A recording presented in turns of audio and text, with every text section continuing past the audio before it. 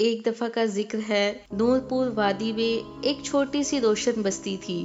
روشن بستی کے پاس ایک پر اسرار جنگل تھا، جہاں سورج کی روشنی بھی مشکل سے پہنچتی تھی۔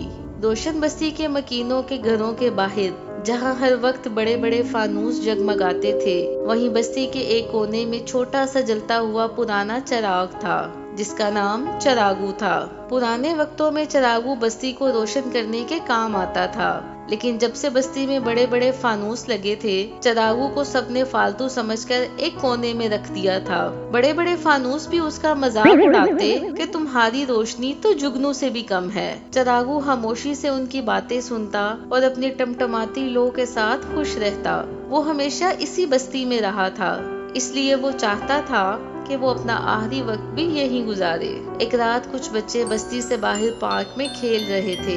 اچانک آسمان پر کالے بادل چھائے، بجلی گرجی اور پوری بستی اندھیرے میں ڈوب گئی۔ بچے اندھیرے میں راستہ بھٹک کر جنگل کی طرف چلے گئے۔ جنگل جو دن کے اجالے میں پر اسرار نظر آتا تھا، اس طوفانی رات میں اور خوفناک لگ رہا تھا۔ بستی کے تمام فانوس اس وقت بجھے ہوئے تھے۔ گاؤں کے سب لوگ پریشان تھے، بغیر روشنی کے جنگل میں کیسے جائیں۔ چراغو نے بچوں کو اپنے سامنے بڑا ہوتے دیکھا تھا۔ وہ ان بچوں کے لیے بہت پریشان تھا۔ اس نے دل میں عزم کیا، اگر کوئی نہیں جا سکتا تو میں جاؤں گا۔ چراغو کا عزم دیکھ کر بستی کے کچھ لوگ بچوں کو ڈھونڈنے چراغو کے پیچھے چل دیے۔ بچوں کے رونے کی آواز جنگل میں اور خوف پیدا کر رہی تھی۔ چراغو آواز کی سمت اپنی روشنی بکھیرتا آگے بڑھتا جا رہا تھا، اور بستی کے لوگ چراغ کے پیچھے پیچھے تھے۔ گھنے جنگل میں ایک جگہ بچے ڈرے سہمے موت کے خوف سے کانپ رہے تھے۔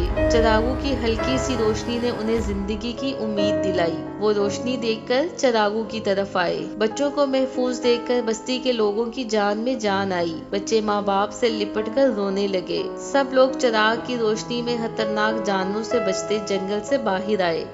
بستی میں پہنچنے پر بستی کے مکینوں اور بڑے بڑے فانوسوں نے چراغو سے معافی مانگی اور اس کا شکریہ ادا کیا۔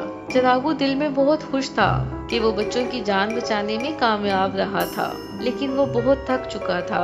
اچانک وہ مدھم ہوا اور دیکھتے ہی دیکھتے اس کی لو بجھ گئی۔ ایسے لگ رہا تھا چراغو پرسکون نیند سو گیا ہے۔ گاؤں کے سب لوگ چراغو کے لیے آبدیدہ تھے۔